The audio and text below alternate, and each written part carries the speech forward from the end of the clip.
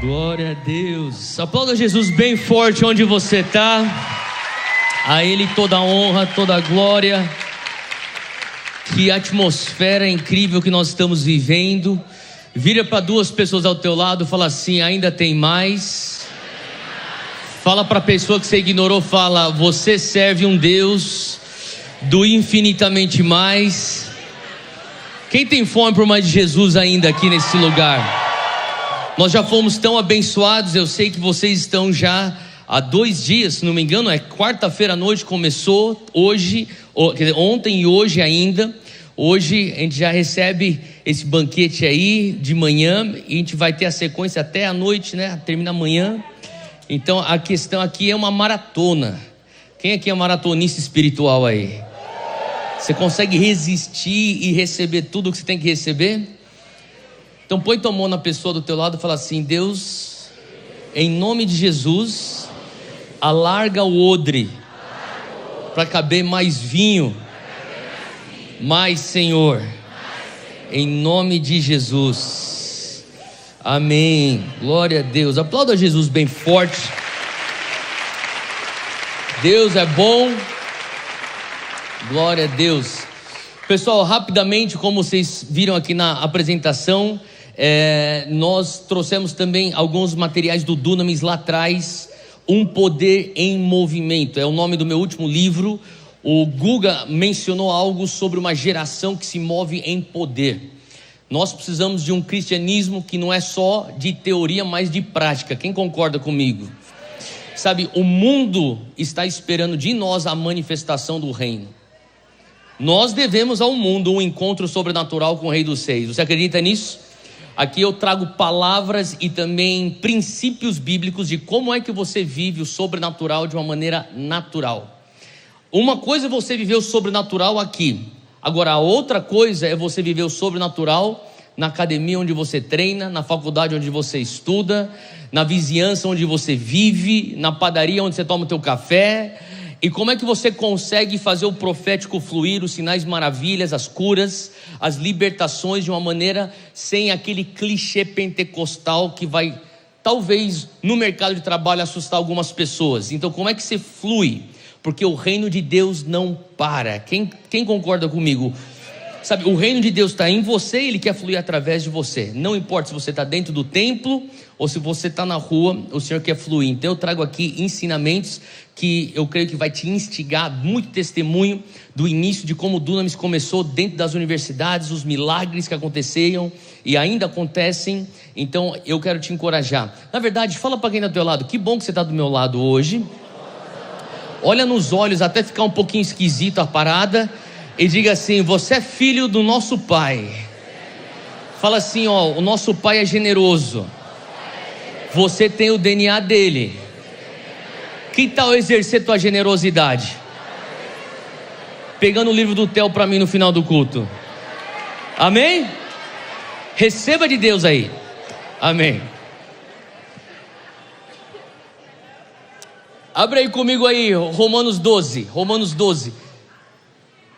Sabe, a palavra diz em Romanos 12, um versículo que a gente tem repetido por tanto tempo, e é tão importante, que fala sobre transformação. Romanos 12, 2 diz: não vos conformeis com este mundo. Fala comigo, forma.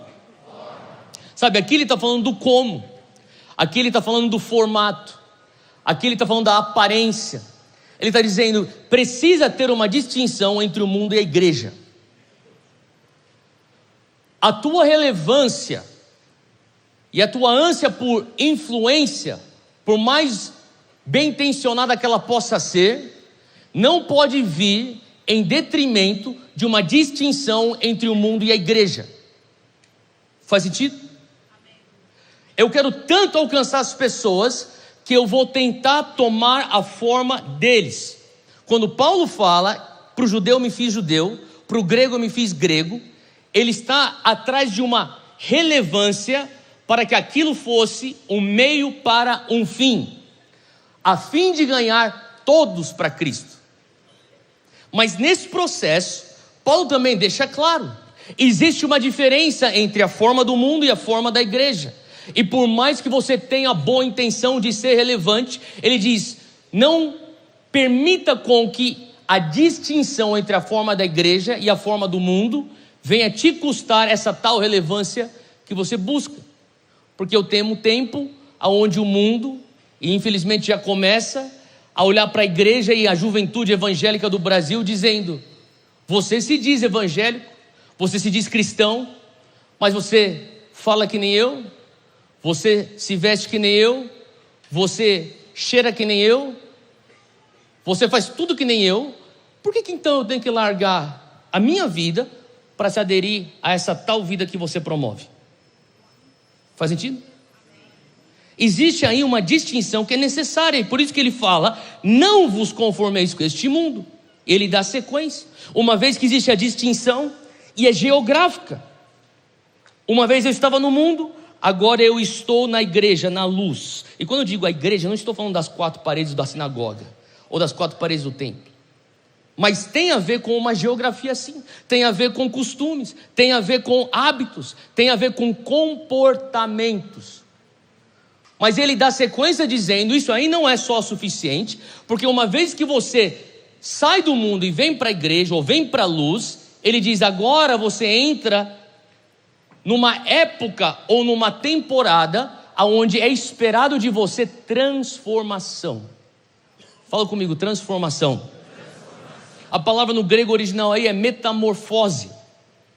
Assim como uma lagarta se transforma para uma borboleta, ela passa por uma transformação. Existe algo aqui que foi pregado: você entra um órfão e você é transformado em um filho através do processo da adoção. Da mesma maneira, o Senhor está querendo transformar pessoas que já tomaram o primeiro passo de não vos conformar com o mundo. Faz sentido? Uma vez que agora você não está na forma do mundo, teve uma conversão geográfica, comportamental, o desafio agora é transformação. E para isso, o apóstolo Paulo, ele dá sequência no versículo 2, dizendo: pela ou através da renovação da vossa mente. Fala comigo: metanoia. O que Paulo está dizendo é que a metamorfose vem através da metanoia. Você é salvo e regenerado no teu espírito no momento da tua conversão pela graça, mediante a fé, mas a tua transformação requer um estilo de vida de arrependimento, de metanoia. Por isso que é importante todo crente, nesse trajeto de maturidade espiritual, constantemente estar lavando a sua mentalidade pela palavra de Deus. Faz sentido? E por isso que foi uma das coisas que estava até aqui mencionada sobre The Send Brasil. Quem esteve lá no The Send Brasil, levanta a mão. Bastante gente. Sabe, eu saí de lá cheio de fé, tanta alegria, tanta gratidão, mas eu saí com uma pulga atrás da orelha, que um senhor, na época, de 84 anos de idade, pôs na minha orelha. Ele falou assim: vem cá, Loren Cunningham, fundador da Jocum, pregou lá no estádio do Morumbi, depois foi para o Allianz Parque. Ele falou assim para mim: muito bonito isso aqui que você está fazendo, muito legal, glória a Deus. Ele estava encorajando. Ele falou assim: eu lembro ajuntamentos desse porte no início do ministério de Young Cho, um dos meus melhores amigos. Eu já participei de algumas cruzadas assim com Reinhard Bonk na Nigéria, até maiores. Telly Osborne também. Nós fizemos coisas juntos lá na África. Eu falei: tá. Ele falou assim: deixa eu só te trazer algo que eu gostaria de sugerir você levar em oração. Eu falei: pois não, Loren. Ele disse: você tem uma janela mais ou menos de 7 a 10 anos. Se você não incutir Bíblia na futura geração evangélica do Brasil, vocês não vão conseguir nem lotar um ginásio. Porque Bíblia é o que vai consolidar o mover do Espírito Santo. Faz sentido o que eu estou falando? Isso me levou numa jornada que, inclusive, por conta da pandemia que aconteceu, que rompeu 5 semanas depois do Descend, e depois uma interrogação, e no final das contas, passei um ano sabático, eu e minha família, 1 ano perto do Loren, e fui entendendo, e aquilo, o Espírito Santo ministrando no meu coração, sobre a importância de um engajamento bíblico na nova geração evangélica. Por quê? O engajamento bíblico vai causar a metanoia. E a metanoia vai causar a metamorfose. Porque nós estamos caminhando para um lugar que é bem perigoso. Muitos vão olhar de uma ótica que eu também considero boa. É louvável que daqui 9 anos, 2032, nós brasileiros teremos 51% da nossa população dizendo ser evangélica. Para pensar nesses dados. 210 milhões de brasileiros, 51% desses 210 milhões, de acordo com o Instituto, com a Fundação Getúlio Vargas, FGV, eles publicaram um artigo onde eles dizem, em 2032, isso aqui não é uma agência missionária, isso aqui não é uma agência evangélica, FGV, eles estão dizendo, 51% do Brasil em 2032 será evangélico. A gente celebra a quantidade, mas com a grande quantidade vem uma grande responsabilidade, porque com esse tantão de gente, põe aí uns 60 milhões de, você põe aí uns 110, 120 milhões de evangélicos aí nesse bolo, você está falando aqui de uma demanda de transformação. Como é que vocês evangélicos, que são a maioria hoje em 2032, dizem carregar o poder de transformação que é Jesus, e o nosso Brasil ainda continua com corrupção, com racismo, com pedofilia, com tráfico humano, com as desigualdades sociais? Faz sentido o que eu estou falando? Nós estamos caminhando para um lugar onde você, quem aqui está abaixo de 30 anos de idade? Levanta a mão. Fica com a tua mão levantada. Você que está abaixo de 30 anos de idade, levanta a tua mão bem alto. Olha ao teu redor. Eu diria aqui que nós estamos falando aqui de 80%, mais ou menos, 75%. Pode abaixar. Está no teu turno você mostrar um evangelho que é relevante para fora das 4 paredes da igreja. Está no teu turno. Está no nosso turno treinar você e equipar os santos para a obra do ministério na sociedade. Faz sentido o que eu estou falando? Porque isso vai legitimizar a nossa mensagem. O apóstolo Paulo está dizendo, a transformação vem através da renovação da mente. E por isso que eu quero falar hoje sobre mudanças de comportamento. Agora, eu não estou aqui pregando uma religião ou um legalismo de você precisa se comportar diferente do mundo só porque você precisa se comportar diferente do mundo. Não. Porque mudança de comportamento ela é importante sim. Senão Paulo não diria, não vos conformeis com este mundo. Porém, a mudança de comportamento que é sustentável só vem através de uma mudança de mentalidade. E o Senhor quer transformar nossas mentalidades. Quem pode dizer amém para isso? Sabe, o Senhor está querendo, obviamente, entender que temos que mudar comportamentos, mas quando nós falamos, Pai, eu quero que a Tua palavra se torne a minha mentalidade, existe uma convicção nessa verdade, algo vai então ramificar numa mudança de comportamento. E deixa eu só dizer uma coisa, nós temos bastante mensagens no YouTube, você tem bastante mensagem em Reel no Instagram, no TikTok, nos Shorts, em tudo quanto é canto. Você estar exposto à verdade não é garantia que você absorveu a verdade. Deixa eu repetir, não é porque você está aqui sentado escutando várias verdades que você vai sair daqui com essa verdade dentro de você, transformando a tua mentalidade. Por sinal, a Júnia mandou um abraço para todo mundo aqui hoje, e eu vou falar da Júnia porque nós temos 4 filhos, e o Zé que tem 7, Coa tem 6, e o meu número 3, porque quando depois você chega no 4, às vezes eu confundo, eu vou 1, 2, 3, 4, o número 3, o nome dele é Beni. E o número 3, ele é talvez a personalidade mais forte dos 4 que a gente tem. A caçulinha tem 7 meses, a Kayla, a única garotinha de casa, e ela é muito doce, já dá para ver no temperamento, ela é bem docinha. Agora o número 3, eu boto a mão na cabeça daquele menino toda noite, eu falo, em nome de Jesus, o temor de Deus entra nesse menino agora. É o que minha mãe fazia comigo quando eu era criança. Na verdade, quando eu era adolescente, criança, 12, 13, 14, 15 anos de idade, minha mãe ia para as ministrações tarde da noite, às vezes, fazia os seminários até com tia Neuza e Tioca, e ela voltava tarde da noite, e eu estava fingindo que estava dormindo, porque senão eu ia levar uma bronca. Eu estava lá na minha cama, lá quietinho, lá, fingindo que estava dormindo. Daí ela entrava no meu quarto, e ela punha a mão na minha cabeça e falava assim, em nome de Jesus, eu declaro que esse garoto não vai encontrar prazer fora da tua vontade. Nem se ele quiser, ele não vai ser feliz no mundo. Cara, quando você tem uma mãe que ora isso toda noite, eu lembro que eu ficava na balada sem conseguir pecar gostoso. Pô, que droga, mano, eu quero pecar que nem meus amigos, eu não consigo pecar.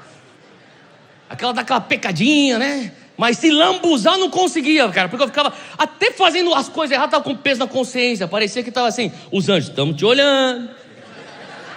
Daqui a pouco tua mãe vai saber, tua tia vai saber. E daí quando eu voltava pro Brasil, eu morava fora do Brasil, fazendo faculdade nos Estados Unidos.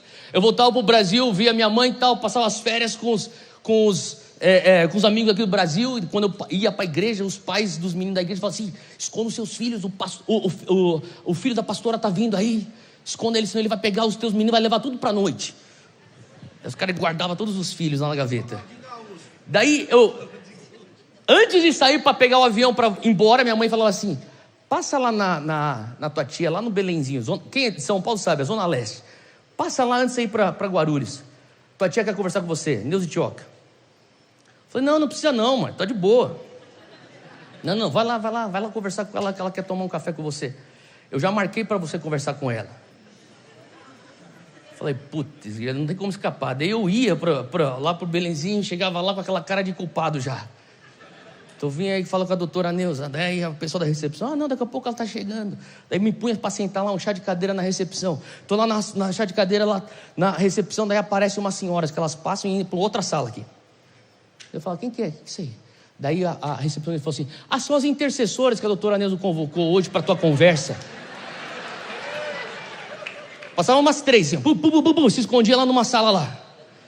Daí eu começava a conversar com a minha tia. Aparecia uma, elas nem falavam, elas só abriam a porta assim, ó, não tinha WhatsApp na época, então era tipo bilhetinho. Daí ela vinha assim e entregava assim, ó, a doutora Neuza assim, ó: Teófilo, me fala sobre que elas vão pegando as coisas no espírito, tá ligado? Eu falei: putz. Daí abre a porta, vem a intercessora. Eu falei: caraca, agora ferrou. Daí ela pegava assim e falava assim: Teófilo, você fumou maconha? Eu falei: que isso, tia? Pode falar, que eu não vou falar pra tua mãe, não. Aquele negócio é um temor de Deus, ficava assim, ó, me rondando. Faz sentido o que eu tô falando? Eu tô falando isso porque o meu número... Por que eu entendo essa história? Agora eu lembrei. No meu número 3, Beni. O Beni tem um negócio na pele dele, que a pele dele fica bem seca. Então o que eu tenho que fazer é... No meu ritual lá com o pai, eu dou banho nos meninos. E daí com ele eu tenho que pegar um creme hidratante diferente, que é aqueles lá assim que é pra quem tem pele seca. E eu tenho que passar muito creme nesse menino. Só que esse moleque não gosta de banho. Então ele é louco pra fugir do banho. Daí quando ele termina o banho, eu tô secando ele e falo assim: agora eu tenho que fazer o hidratante. Daí eu ponho o hidratante nele, ele sai correndo. Daí imagina um moleque de 2 anos e meio, pelado na casa. Eu fico correndo atrás dele. E eu tô com o hidratante na mão. Ele tá com o hidratante nele nas costas. Rajada de hidratante nas costas dele. Daí quando eu finalmente seguro ele, tá com o besunto dele de hidratante. Ele ainda sem roupa ainda, acabou de sair do banho. E eu começo, e daí eu ponho ele na cama, na minha cama, para tentar vestir ele. E para terminar o hidratante dele, começa a escorregar. Parece que você tá pegando um peixe fora da água, sabe? Volta aqui, Beni. Aí um dia eu estava lá correndo atrás do meu filho. O Espírito Santo começou a falar comigo: quando que você consegue agarrar ele? Eu falei: Deus, quando o hidratante penetra na pele. E o Senhor começou a falar comigo: eventos é quando você dá a jarrada de hidratante. Pum! Mas se você não fizer o exercício de pegar aquele hidratante e começar a esfregar isso dentro de você, até então você está escorregadio. Você está no evento, você está escorregando. Mas quando você fala assim: Deus, eu vou pegar a tua verdade, eu vou esfregar isso aqui, ó, na minha cabeça. Eu tenho que pensar que nem um filho e não como um órfão. Não adianta eu só ser exposto à verdade da filiação. Eu preciso esfregar essa verdade até esse negócio começar a penetrar a maneira de eu pensar e gerar em mim uma metanoia. E aí então eu vou ser uma transformação ambulante. Faz sentido o que eu estou falando? Por isso eu falo para você, você está exposto à verdade, não quer dizer que você vai ter, de fato, uma penetração da verdade. Vai requerer de você um exercício. E esse exercício, para mim, eu lembro que em 2008, quando eu voltei ao Brasil, depois de 11 anos fora, o Senhor falou, volte para o Brasil, para justamente começar o Dunamis. Estava nos Estados Unidos há muito tempo, foi um momento onde eu pus o que o Senhor chamava do sonho americano no altar. O Senhor perguntou para mim, você está indo atrás do sonho americano ou do sonho do reino? Qual dos dois sonhos você quer? Falei, pai, eu pensei que eu estava indo atrás do sonho do reino, mas se o Senhor está fazendo essa pergunta, obviamente o Senhor não carece de informação. Então algum momento eu tenho que recalcular essa rota. E o Senhor falou assim, entra no jejum. Eu entrei no jejum e o Senhor começou a falar comigo, volte ao Brasil. E foi aí que o Senhor me deu a visão eu já tinha a visão do Dunamis. O Senhor falou assim, agora está liberado, volta para começar o Dunamis. Em 2008, quando eu cheguei no Brasil, eu comecei a passar por tantos ataques. Eram palavras que falavam assim, quem você pensa que é? Você vai ficar entrando nas universidades falando do reino de Deus? Você lembra o que você fazia nas universidades? Quem você pensa que é, cara? Você não é pastor, olha o teu jeito aí, você não é pregador. Eu comecei a ser bombardeado por tantas coisas. Eu lembro que eu falava assim, mas eu sei a verdade. Eu sou um filho perdoado, justificado, eu sou adotado para dentro da família. Eu sei a verdade. Eu falo, mas por que eu estou batalhando com essas coisas? Aquele negócio começava me bombardeando noite e dia. No início do Dunamis, eu ia lá com aquele negócio, cara, sabe aquele síndrome de impostor? Daí o Senhor começou a falar comigo, pega todas as palavras, os versículos bíblicos que falam da tua identidade. Eu comecei a anotar tudo, e comecei a botar em post-it. Você lembra de post-it? Tacava post-it em tudo quanto é canto. Eu morava sozinho, eu era solteiro na época, eu tinha um apartamento, tinha um estúdiozinho pequenininho. Cara, mas aquele negócio estava forrado de post-it. Até no chuveiro do outro lado eu punho para quando eu estiver tomando banho, eu estava lá lendo a palavra. E daí o Senhor começou a falar assim, eu quero que você seja cercado dos versículos. Você é um filho amado, você é justificado, você é perdoado. Uma vez em Cristo, tudo se fez novo. Eu comecei a ler aqueles versículos e aquele negócio começou a mexer comigo. Eu senti o Espírito Santo falando comigo, faça declarações. Cara, se você passasse perto da minha porta, no meu apartamento, quando eu morava sozinho, eu estava sempre declarando, em nome de Jesus, sozinho. Eu estou lá tendo meu próprio culto lá dentro. Eu sou um filho amado. Eu pregava para mim no espelho. Eu repetia. O Senhor me chamou para fazer história, Theo. Acredita em você. Sabe, se você sonha um dia pregar para a multidão, começa pregando para o teu espelho. Cara, eu preguei muito no meu espelho. Eu comecei a declarar as profecias de Deus na minha vida. E daí eu comecei a entender uma coisa, que todo crente tem que fazer declaração. Na verdade, o mundo espiritual, ele é movido por declarações. Declarações são gatilhos no mundo espiritual. Você acredita nisso? Nada no espírito e no reino acontece sem antes ter tido uma declaração. Isso que você enxerga aqui, eu te garanto que foi uma declaração do pastor Ronaldo uma vez. Eu te garanto que isso aqui foi uma declaração de intercessores que geraram isso no espírito. Mevan foi uma declaração que o apóstolo Luiz já fazia no espírito. Tudo isso aqui é fruto de declaração. Você começa ganhando, declarando, e aquilo se manifesta no físico. Quem pode dizer amém para isso? Então você e eu hoje, nós vamos fazer declarações, não porque pessoas precisam ser convencidas daquilo que Deus falou para você, mas porque você precisa ser convencido daquilo que Deus falou para você. Eu declaro coisas não pelas outras pessoas, não para convencê-los que eu sou alguma coisa, porque eu não sou. Eu estou declarando porque aquilo tem que entrar no meu próprio coração, que nem aquele hidratante, para começar a transformar. Porque exposição à verdade não quer dizer e não é garantia de absorção da verdade. Faz sentido? E hoje eu quero rapidamente deixar com vocês algumas declarações que é importante uma nova geração evangélica que está diante de um desafio tão gigantesco. Porque eu vou falar uma coisa para você: a tua maior prova não é na escassez. Eu nasci na década de 80, cresci na década de 80 e 90. Eu lembro aonde eu morava, aonde eu estudava, aonde eu jogava bola, aonde eu fazia natação. Crescendo, eu era sempre o único evangélico. Se você é daquela época raiz, da década de 80, você não tinha evangélico no Brasil. É só você pegar a estatística, bota no Google, evangélicos em 88, evangélicos em 92, evangélicos em 95. Você vai começar a ver que é coisa de 8% lá na década de 80, entrando para a década de 90, você começa a chegar a 2 dígitos, 11% em 91. Daí começa, a curva exponencial. Então eu era sempre o único evangélico no meio de bando de católico não praticante. Sabe o que eu estou falando? Então quer dizer, ser evangélico não era maneiro, cara, não tinha jogador. Cara, era atleta de Cristo, era só o Silas, velho, e o João Leite, mano. E o Baltazar que estava na Espanha. Então quer dizer, era raro você ver um jogador famoso, seleção, atletas de Cristo. Ator, atriz, artista, isso não existia, cara. Hoje, o mundo usa os nossos jargões. Nós invadimos a cultura pop. Eles falam, tá amarrado. Eles falam, receba. Meu irmão, isso é pentecostalismo, cara. Raiz, velho. Tá amarrado, receba. Vaso. Que isso, varão? Isso aí, daqui a pouco é gíria, velho. Faz sentido o que eu tô falando? Isso não existia. E daí daqui a pouco agora você tem tudo evangélico. Você tem filmes evangélicos, antigamente não tinha. Só tinha aqueles deixados para trás que tacava terror na galera no retiro.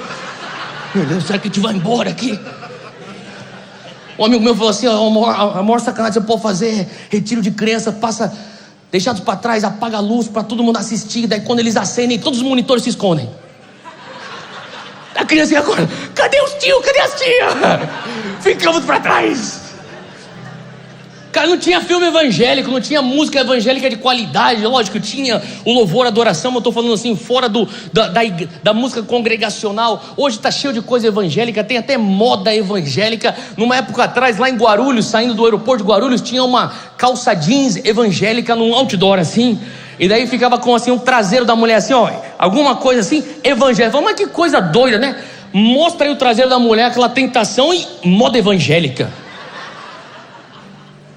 Coisa assim, umas coisas assim que não tem nexo. Então o cara é influencer, o cara é evangélico. Ela é uma influencer evangélica. Mostra lá os decotão assim, pai, e bota lá na legenda blessed, mãozinha. Você está abençoada mesmo. Uma confusão, uma salada. Faz sentido o que eu estou falando, gente? E aí a gente está nessa situação, nesse contexto, cara. Eu fico pensando, Deus, a nossa maior prova não é na abundância de evangélicos no Brasil, a nossa maior prova não é na escassez, é na abundância. Porque será que na abundância a gente continua preservando a essência? Será que na abundância a gente continua preservando a fidelidade? Então hoje eu vejo na palavra Abraão, Gideão, Moisés, todas pessoas, Pedro, que tiveram suas mentalidades derrotistas transformadas para convicções, para viverem o propósito de Deus. Quando eu vejo uma juventude evangélica vindo, eu que estou há 15 anos, o Gustavo estava comigo lá no início também, e outros aqui, o Gil também que está aqui, cara, a gente começa a ver o que Deus fez nos últimos 10, 15 anos. Eu era da época que vinha aqui para Contagem, para as coisas aqui do Cirilo, velho. Eu lembro quando eu estava voltando para Jesus, eu fui para um negócio chamado Som da Chuva, que acho que alguns aqui nem sabem que existiu. Alguém sabe disso aqui? Não. Meu irmão, a gente tinha que fazer turno para ver quem que não ia ficar bêbado no espírito para carregar o povo para dentro do ônibus. Falou, hoje é a tua vez. Tá bom, então vou ficar sério aqui. Não vou começar a orar, não vou adorar, senão vou ficar chapado, não consigo nem carregar o povo. A gente tinha que carregar o povo para dentro dos ônibus. Daí começou um negócio aqui na Jocum, uma época, um negócio chamado Clínica Pastoral. Foi a primeira vez que eu ouvi o Davi Silva ministrar. Eu estava com o Davi duas noites atrás. Eu falei, Davi, a primeira vez que eu ouvi você ministrar, eu olhei, o que esse carequinha está fazendo com esse violão? Eu entrei assim no negócio lá na base de Jocum, aqui de Contagem, eu acho que foi. Ele catou, pegou o primeiro acorde, pum! Na passagem de som, cara, eu voei 3 cadeiras para trás, assim, falei, é esse tipo de evangelho que eu quero. É isso que eu leio em Atos. Quando eu tive meu encontro sobrenatural com Deus numa balada lá em Tampa, na Flórida, eu fiquei sóbrio, fazia 5 dias que eu estava muito louco, fiquei sóbrio, convicção do Espírito Santo, eu chorando na pista de dança, até lembro hoje, Eminem tocando, aí você já vê a minha idade, cara, eu saí correndo para o banheiro, debaixo da convicção do meu pecado, chorando em vergonha, chorava, daí eu falava assim, Deus, eu volto, hoje eu volto. mas eu quero viver Atos. Eu quero viver Atos. E o Senhor fala assim: eu te chamei para você viver uma aventura comigo. O Senhor te chamou para você marcar a tua geração. Você não é para ser só um evangélico que fica num banco de igreja evangélica, seguindo influenciadores evangélicos, escutando só música evangélica, assistindo vídeo evangélico, vivendo esse mundo, essa corrida de rato evangélica. Não, você é aquele que o mundo espera da manifestação dos filhos de Deus. Você deve à tua geração um encontro sobrenatural com esse Deus vivo. Você é aquele que carrega o poder dunamis e você é o conduíte desse poder. Faz sentido? Primeira coisa, quando eu falo assim: Deus, eu preciso crer, eu vou falar aquilo que eu declaro para mim mesmo. Primeira declaração, primeira convicção no meu espírito: eu creio que o mundo espiritual é mais real que o mundo físico. Você precisa crer nisso. Se você não crê nisso, nada mais vai dar certo. É a premissa de tudo. Você precisa entender que o mundo espiritual, ele é mais real, ele é superior, ele manda no mundo físico. Isso aqui que a gente está vivendo é um resultado de algo que está acontecendo lá. Hebreus 11, versículo 3. A palavra de Deus fala que pela fé entendemos que o universo foi formado pela palavra de Deus. O universo não foi formado pelas mãos de Deus. O universo não foi formado por uma coalizão de anjos que saíram construindo plantas. Não. O universo foi formado, de acordo com a palavra, pela palavra de Deus. Hebreus 11, versículo 3. De modo que aquilo que se vê, fala comigo, o visível, não foi feito do visível. O que ele está dizendo? O visível não veio do visível. O visível veio do invisível. A mãe é superior à filha. O espírito gera o físico.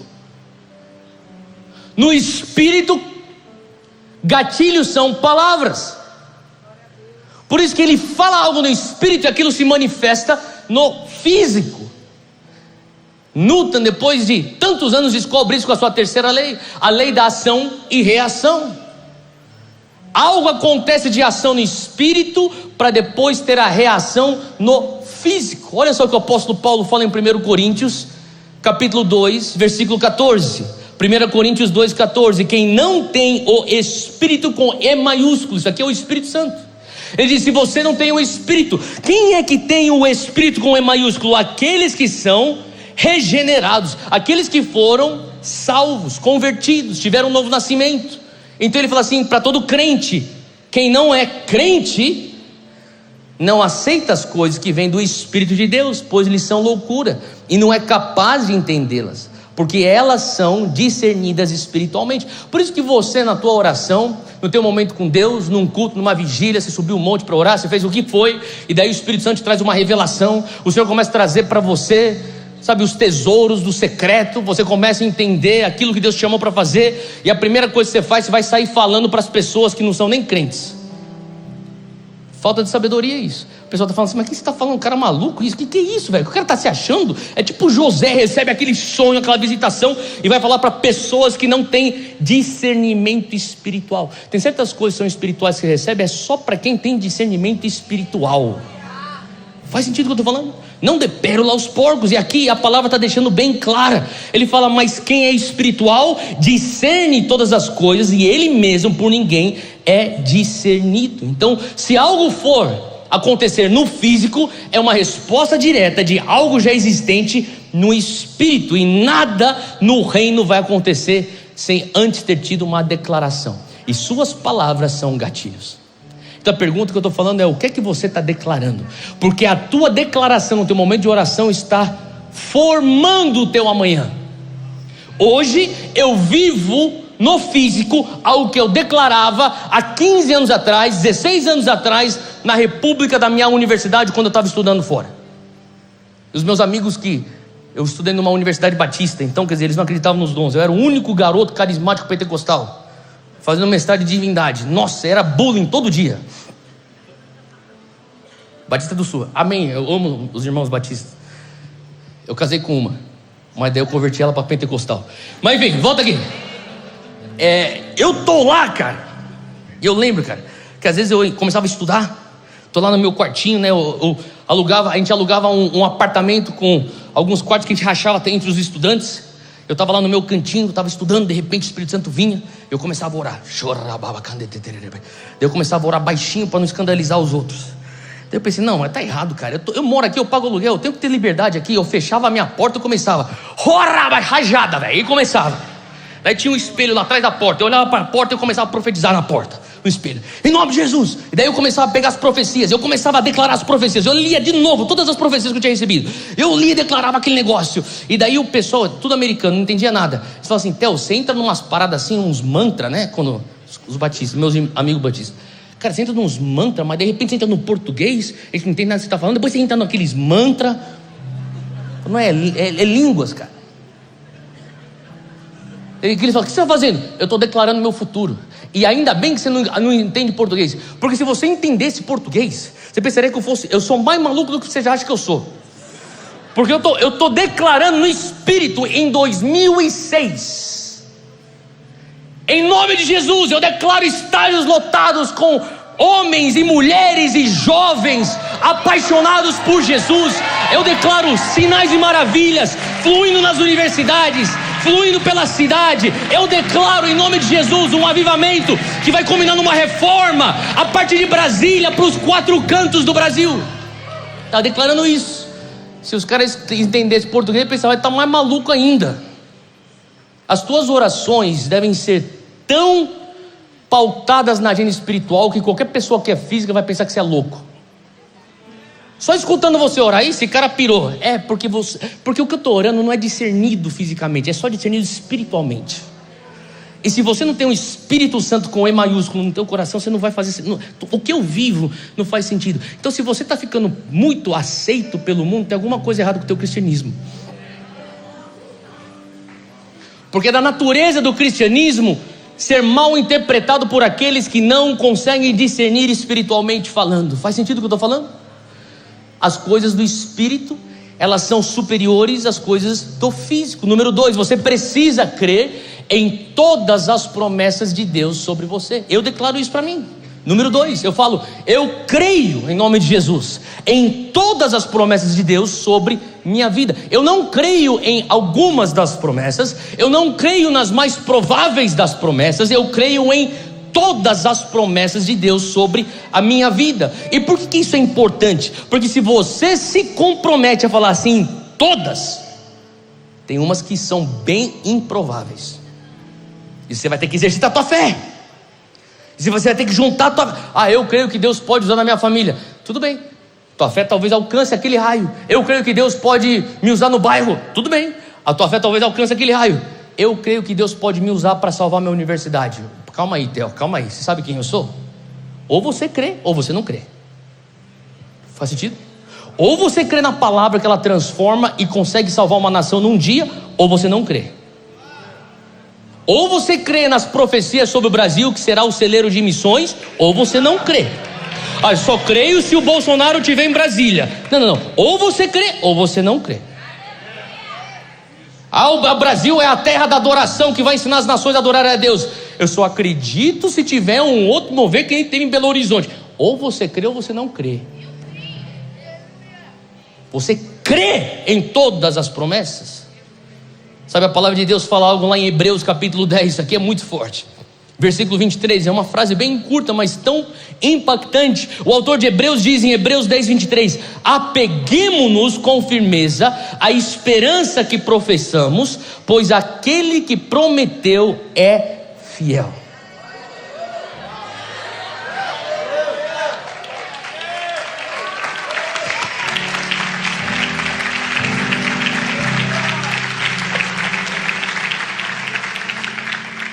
Meus irmãos, se você tem que se apegar com firmeza, o autor já está te dando uma dica.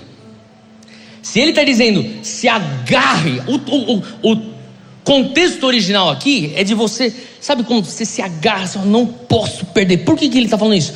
Porque tem turbulências vindo ao teu encontro.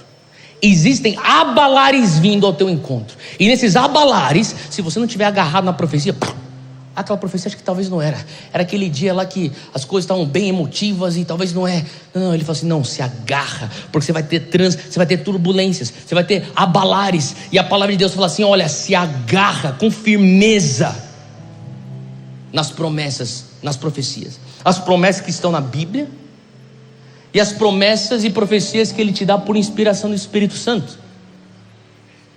Sabe, uma das coisas que é muito importante para nós é que, como pessoas que estão agarrados nas promessas de Deus, é saber como que isso pode acontecer. O texto já diz: apeguemo-nos com firmeza à esperança que professamos, pois aquele que prometeu é fiel. Deixa eu dizer uma coisa: a firmeza com a qual você se agarra nas promessas e nas profecias é diretamente relacionada ao teu conhecimento do caráter e da natureza de Deus. Se você não tem conhecimento no caráter e na natureza de Deus, se a tua experiência não com o poder, eu amo poder, mas não é com o poder, é com o caráter e com a natureza de Deus. E isso você vai ver na narrativa bíblica. Você vai ver os padrões de Deus, do caráter, da natureza de Deus, ao longo do padrão bíblico, na narrativa bíblica. Se você conhece, tem a revelação, e não apenas no Logos, mas no rema, do caráter e da natureza de Deus, Ele vai falar assim: olha, se agarra, porque você conhece o Deus que você serve. Se agarra porque você sabe o caráter desse Deus. O caráter desse Deus é de fidelidade. O caráter desse Deus é de bondade. O caráter desse Deus é de poder. Se agarra, você sabe o Deus que você tem crido. Quando a gente tem uma geração que só é movida por revelação, poder, mas não está comprometida em conhecer Deus. Você tem que estar comprometido em fazer: eu quero conhecer teu caráter, eu quero andar contigo, eu quero entrar na palavra, eu quero reconhecer padrões, eu quero lavar minha cabeça com a tua Bíblia. Faz sentido o que eu estou falando? Você vai começar a ter uma convicção que ela não é convicção que se recebe só numa imposição de mãos. É uma convicção que é cultivada ao longo de anos e anos e anos. Todo dia de manhã pega o teu café e abre a palavra. E que nem minha mãe fala assim para mim: você está lendo a Bíblia? Eu falo: estou lendo, mãe. Outra pergunta: você está deixando a Bíblia te ler? Porque desse jeito aí você não está. Eu cresci escutando isso. Não é só ler a Bíblia, deixa a Bíblia te ler.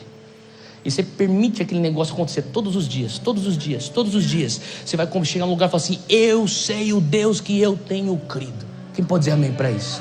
Quando você tem essa convicção, você pode se agarrar em todas as promessas de Deus. E algo poderoso acontece quando você aumenta a tua meditação e quando você aumenta a tua declaração nas promessas de Deus. E tem algo que você tem que fazer, que são promessas da Bíblia. Faça aquele teu estudo, vai listando as promessas de Deus que está na palavra. E daí tem outra coisa que você tem que fazer, que são as profecias. Então hoje em dia a pessoa está sendo inspirada pelo Espírito Santo, vai receber uma palavra profética. Às vezes a gente vai com tanta casualidade. Cara, pega o teu celular lá, vai lá, grava. Eu estou cheio de profecia aqui dentro. Eu estou perto de um homem de Deus. Por favor, ore por mim. Estou gravando.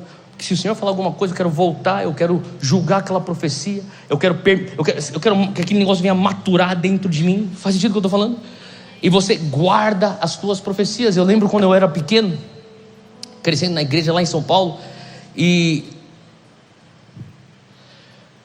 veio tinha 12 anos de idade, 90 e poucos lá, década de 90. Fui para um culto, ia para o culto de manhã, culto à noite. Eu cresci numa igreja japonesa, quer dizer, brasileira japonesa. Então tinha o culto português, tinha o culto japonês.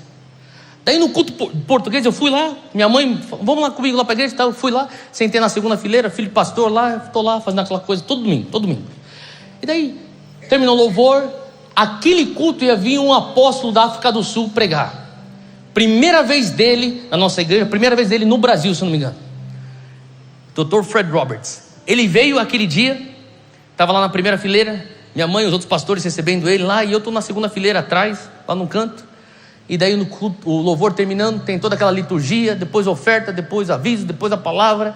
E daí estava começando a oferta. Daí o louvor está tocando, os irmãos estão ofertando. De repente, cara, o sul-africano sai correndo, sobe no púlpito, pega o microfone do líder de louvor e começa: translation, please. translation. Tradução. O cara foi tomado. Daí saiu um irmãozinho lá, saiu correndo, pegou outro microfone lá, falou assim: você! E apontou para mim na segunda fileira: fica de pé.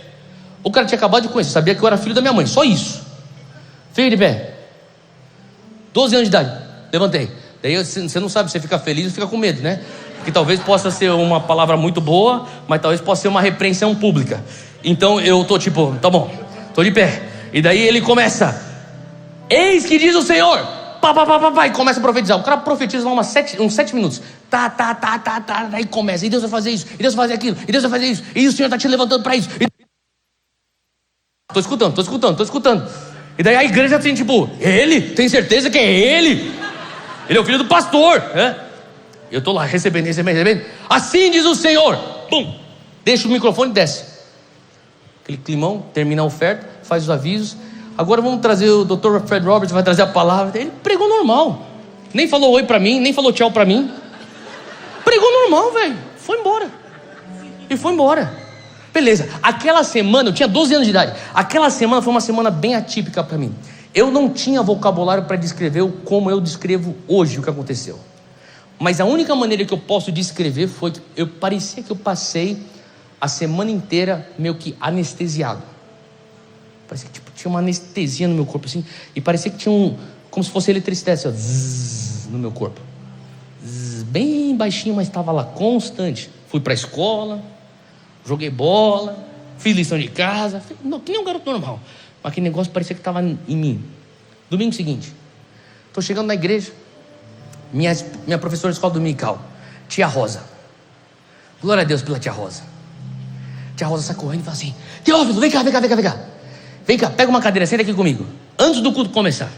Ela senta, ela pega uma bolsa, uma senhorinha japonesa, ela abre a bolsa dela, pega uma pasta e fala assim: domingo passado, depois daquele pastor sul-africano profetizar sobre a tua vida, no final do culto, eu fui para os irmãos lá da mesa do som, e eu falei assim: me dá o cassete da palavra profética que o apóstolo deu lá pro Teófilo. Eu levei para casa o cassete. Hoje eu estou devolvendo aqui o cassete. E ela falou assim: eu transcrevi para você. Ela me deu assim um bolinho de folhas. Guarda na tua Bíblia, dobra, e você tem que ler isso e declarar em fé. 12 anos de idade. Eu tenho essa profecia até hoje no meu escritório lá em São Paulo. Está lá, na minha pasta. Aí você pergunta: até o que estava naquela profecia? Sem o nome está tudo escrito Dunamis. Deus está te levantando para trabalhar com jovens. Eu vejo as universidades sendo tocadas, os sinais de maravilhas, um despertamento espiritual. Tudo que ela começa a descrever, através de música, através de ajuntamento, através de treinamento, vai culminar em missões. Tudo que você começa a ler e fala assim: cara, isso aqui é Dunamis, cara. Só não tem o nome Dunamis, mas é tudo que ele tinha profetizado. Quando eu começo a escutar isso, me traz até um pouco de emoção. Sabe por quê? Porque antes eu vim aqui hoje de manhã, pousei aqui em Confins, estou mandando mensagem para um grupo que eu tenho de 7 intercessores. São 7 intercessores pessoais que cobrem a mim e a minha família. Em qualquer lugar que eu vou, estou ministrando, estou mandando: por favor, estejam me cobrindo em oração. Agora eles estão em oração por mim, nos cobrindo em intercessão. E uma dessas 7 é a tia Rosa. A tia Rosa até hoje intercede por mim.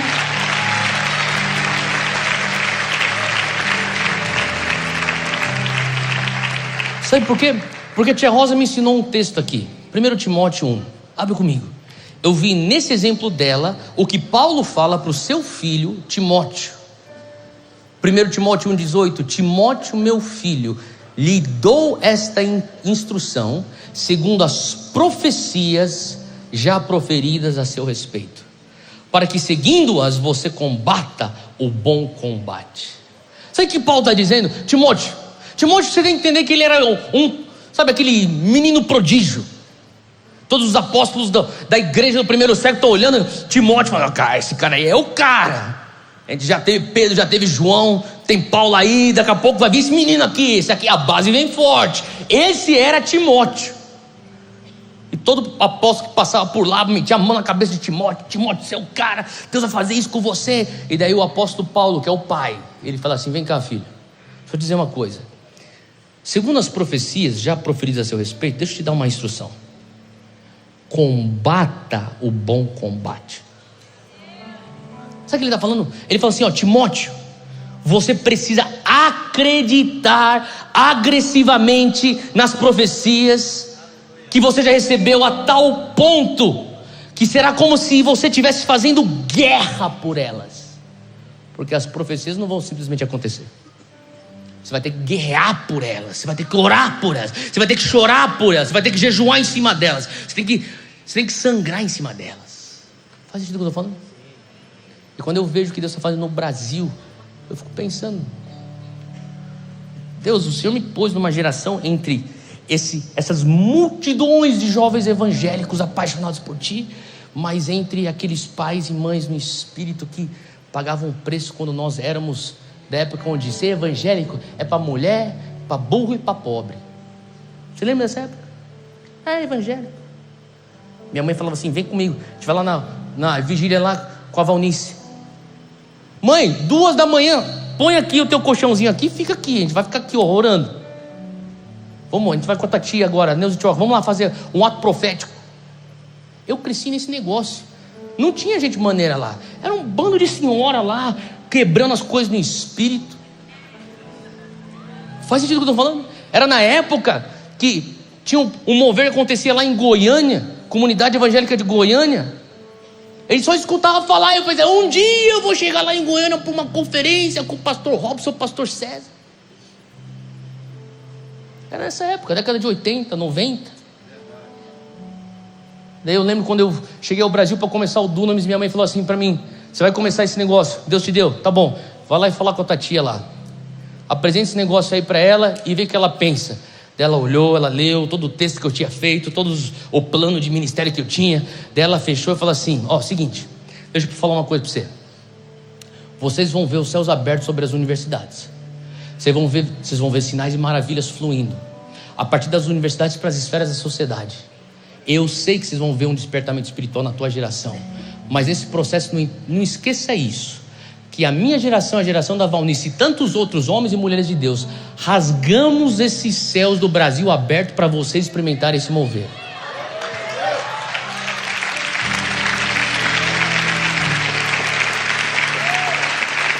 Isso aqui não veio de graça, gente.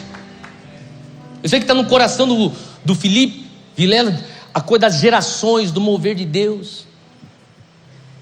Sabe, nós estamos dando sequência, nós estamos sobre os ombros de gigantes, e nós estamos ainda lutando pelas profecias, e quem sabe as profecias não vão se cumprir na nossa geração, mas você está disposto a lutar por algo que você não vai estar aqui no momento da colheita? Tudo bem se for teu filho ou teu neto colhendo aquilo que você está regando em lágrimas, em jejum. Faz sentido o que eu estou falando?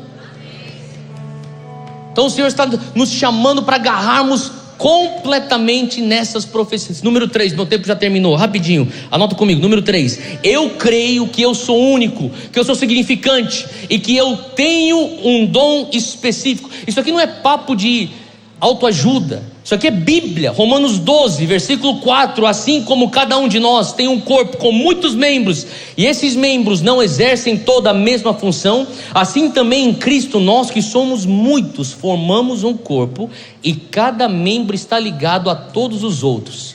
Versículo 6, presta atenção, Romanos 12, 6, temos diferentes dons de acordo com a graça que nos foi dada.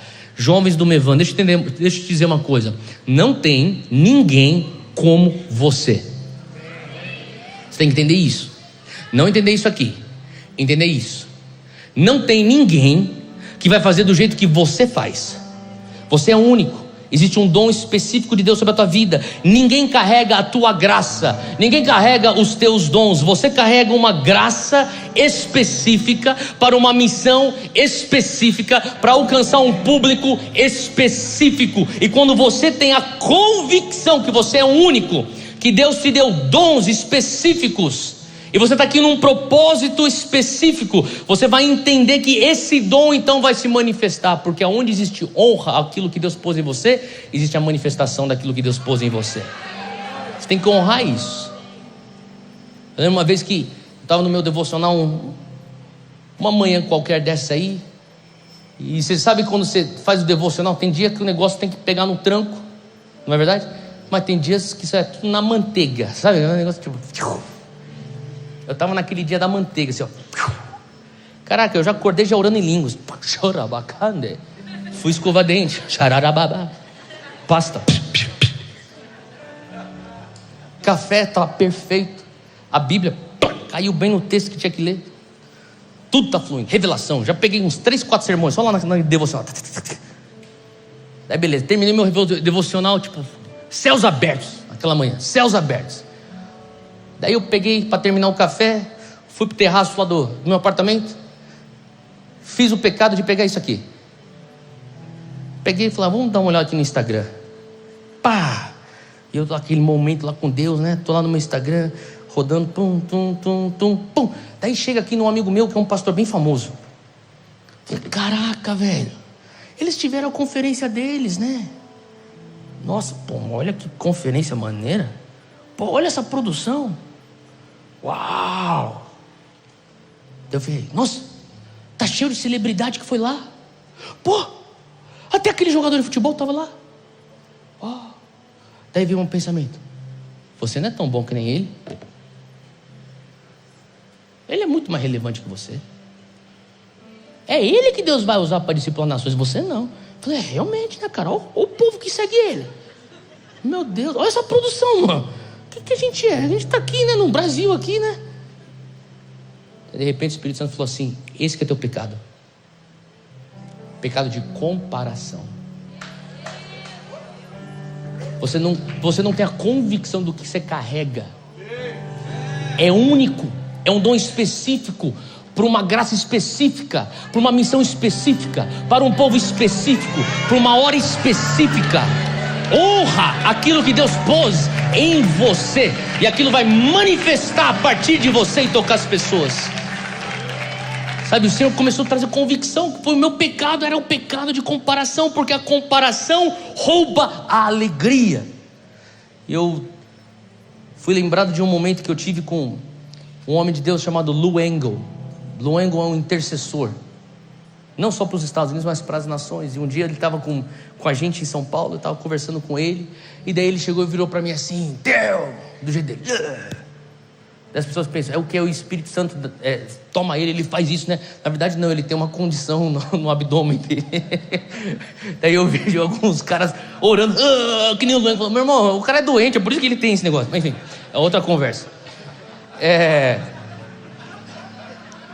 Daí ele fala, você já ouviu falar de Daniel Nash? Eu falei, nunca ouvi falar. Ele perguntou, você já ouviu falar de Charles Finney? Charles Finney? Eu falei, pô, eu amo Charles Finney. Quem aqui já ouviu falar de Charles Finney? Levanta a mão. Tá bom, bastante gente, tá. Grande avivalista de 1800 e bolinha lá em Nova York. Grandes cruzados pelos Estados Unidos. Uau, Charles Finney. Eu conheço a história de Charles Finney, eu já li as biografias de Charles Finney. E daí ele falou assim, então você nunca ouviu falar de Daniel Nash? Eu falei, nunca ouvi falar de Daniel Nash. Quem que era Daniel Nash? Ele falou assim, eu vou te dar então alguns artigos aqui para você ler sobre Daniel Nash. Poucas pessoas sabem. Ele me mandou alguns artigos para eu ler sobre Daniel Nash. Aí quando eu comecei a ler sobre Daniel Nash, eu comecei a descobrir quem que era Daniel Nash. E Daniel Nash era um intercessor pessoal de Charles Finney. Só que ninguém escuta falar de Daniel Nash. Todo mundo conhece Charles Finney. Daí com os relatos, e, sabe, Charles Finney tinha um relacionamento com o Daniel Nash bem interessante. Ele falava assim, Deus está me chamando para fazer campanhas de avivamento, vamos supor, em Chicago. Daniel Nash perguntava, quando que você vai? Daqui 2 meses. Quando dava 2, 3 semanas antes do início das campanhas de avivamento lá em Chicago, Daniel Nash e os seus intercessores saíam antes, iam lá para a cidade onde seria então a campanha, alugavam então alguns quartos num hotel, entravam no hotel e ficavam lá em intercessão, abriam uma casa de oração naquele lugar lá e começava, e ganhar no espírito, limpando o território no espírito, para que viesse então o derramar de Deus no momento das reuniões de Charles Finney. Daí Charles Finney foi lá para Chicago, Depois do Daniel Nash ter estado lá já 2 semanas, está fazendo check-in no mesmo hotel. Daí a mulher do hotel fala assim: por acaso vocês têm algum relacionamento com uns homens que vieram aí umas 2 semanas atrás? Falei: tem sim, deve ser o Daniel Nash, a equipe dele. Por quê? Ela falou assim: será que eles estão bem? Ele falou assim: não, acho que sim. Por que aconteceu? Não, porque eles entraram aí no quarto, fizeram check-in há 2 semanas atrás. Até hoje eles nunca saíram para comer. E às vezes a gente pensa que a gente pensou que eles estavam mortos. E daí a gente começou a passar com o pessoal da faxina perto do quarto deles, e a gente escutava eles assim: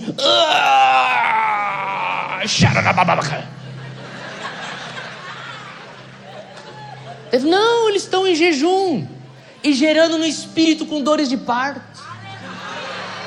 Daí a mulher: tá bom, aqui está a tua chave. Daniel Nash, ele nem ia para as reuniões. Daniel Nash falava assim para Charles Finney: você vai, eu vou ficar aqui, eu vou ficar brigando e guerreando para os céus permanecerem abertos sobre tua reunião. Era assim que ele falava. Ele ficava lá em oração, ele e os seus homens em oração. As raras vezes que Daniel Nash ia para as reuniões, ele não ficava sentado no púlpito que nem os outros pastores ficavam. Daniel Nash falava assim: Charles, hoje eu vou para a reunião. E tem um relato de uma vez que Charles Finney falou: então vamos, e ele fez um pedido: eu só quero que eu consiga orar embaixo de você no púlpito. Então o pessoal preparava a plataforma e ele entrava de baixo, ele se ajoelhava de baixo, ele ficava orando.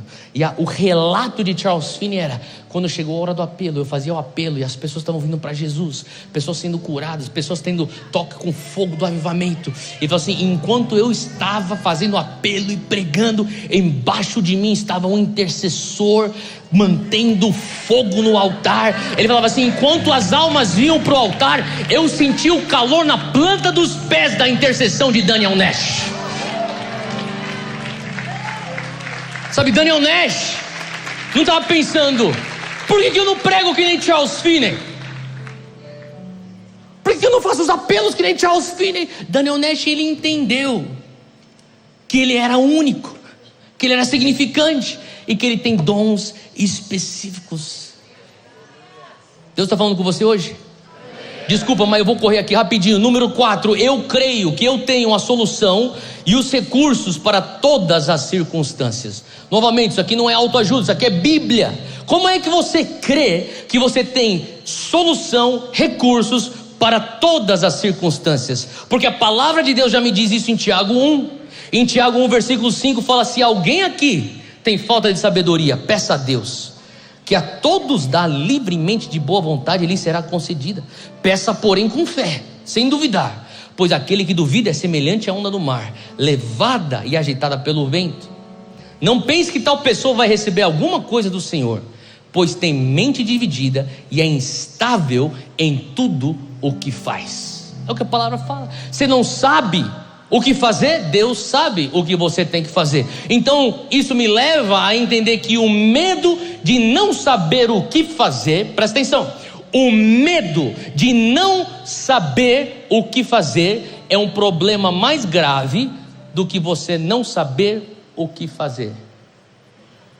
O medo de não saber o que fazer é pior do que não saber o que fazer, porque o medo indica que você não tem relacionamento com teu pai.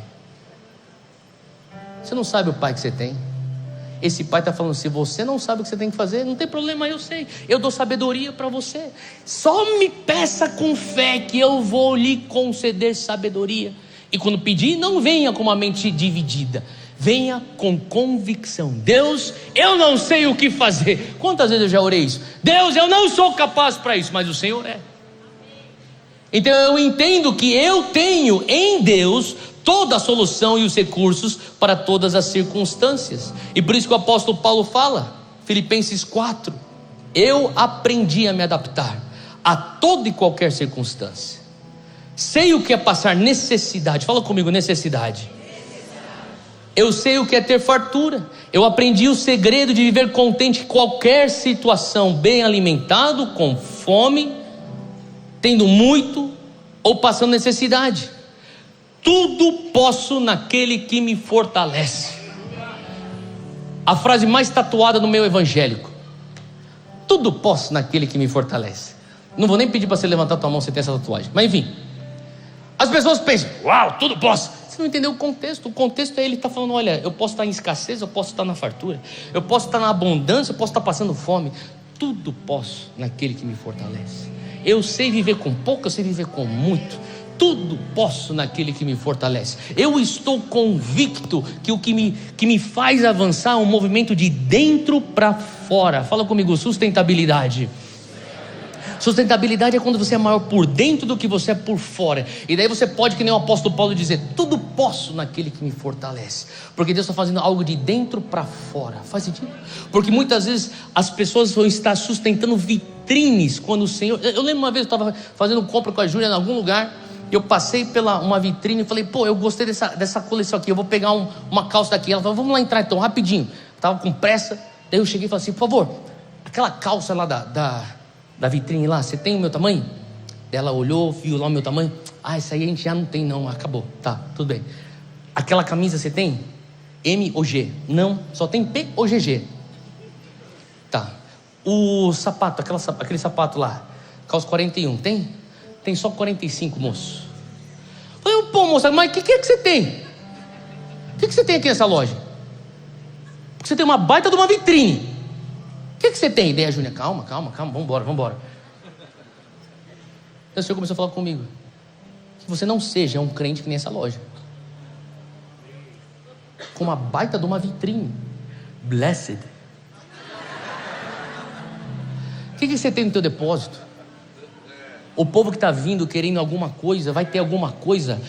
Será que de fato você pode dizer, tudo posso naquele que me fortalece? Será que você tem a convicção que eu tenho todos os recursos em Cristo, todas as soluções em Cristo? Faz sentido o que eu estou falando?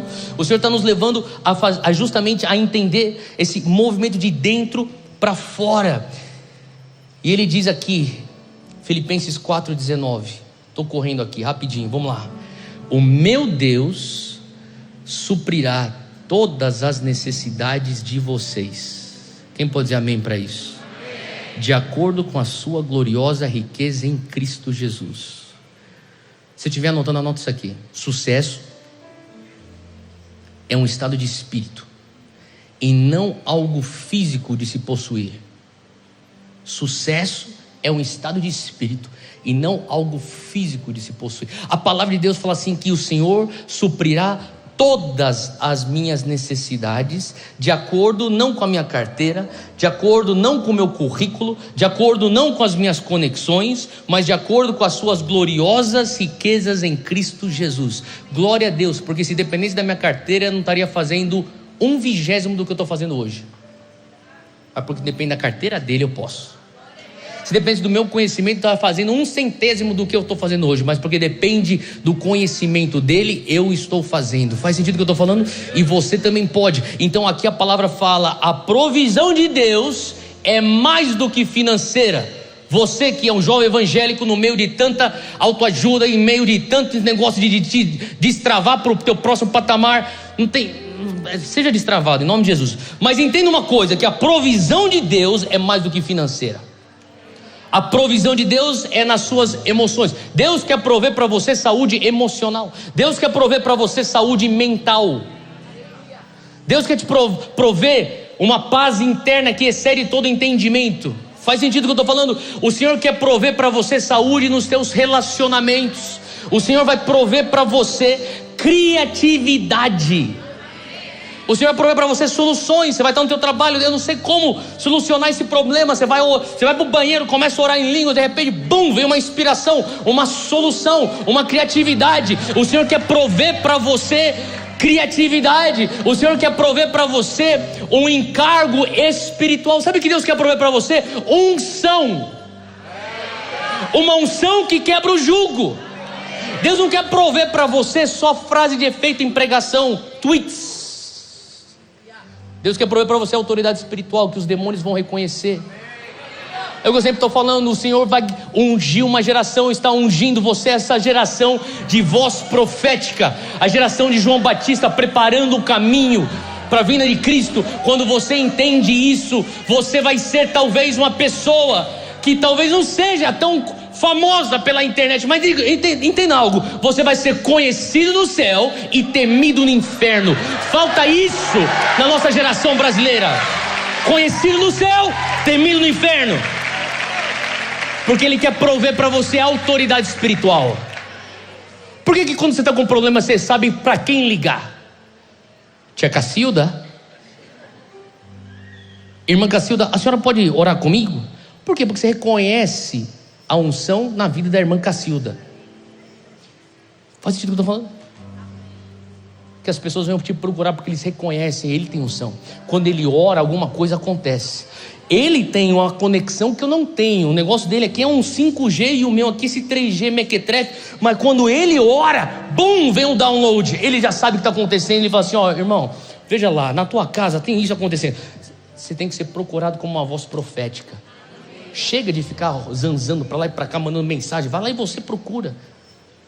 Vai lá e você construa no teu lugar secreto. O Senhor quer prover para você revelação. O Senhor quer prover para você palavra fresca. Quem pode dizer amém para isso? E eu finalizo com o número 5. Eu creio que o meu passado não me limita. Eu não sei qual foi o teu passado, mas o teu passado não te limita. Ele não é desperdiçado por Deus. Crentes não têm tanto problema em acreditar que Deus perdoa o teu passado. A nossa maior briga e desafio é crer que o passado nos limita. O inimigo fala assim: tá bom, Jesus te perdoou, mas você está limitado. Eu estou aqui para te dizer que o teu passado não te limita e não é desperdiçado por Deus. Romanos 8:28, sabemos que Deus age em todas as coisas para o bem daqueles que o amam, dos que foram chamados de acordo com o seu propósito. Quem aqui é chamado de acordo com o propósito de Deus? Então, ao liberar fé nessa promessa, você pode liberar fé nessa promessa? Deus tem a habilidade incrível de transformar tudo que é negativo em positivo em nossas vidas. Sabe por quê? Deus está reciclando o lixo do teu passado. O meu passado é um lixo, mas Ele vai reciclar aquele lixo. Você acredita nisso? Que os meus erros passados, é o que eu falo: Deus, os meus erros passados são minhas lições. Meus erros passados são minhas lições. Agora os meus acertos serão o testemunho que vai carregar o espírito da profecia.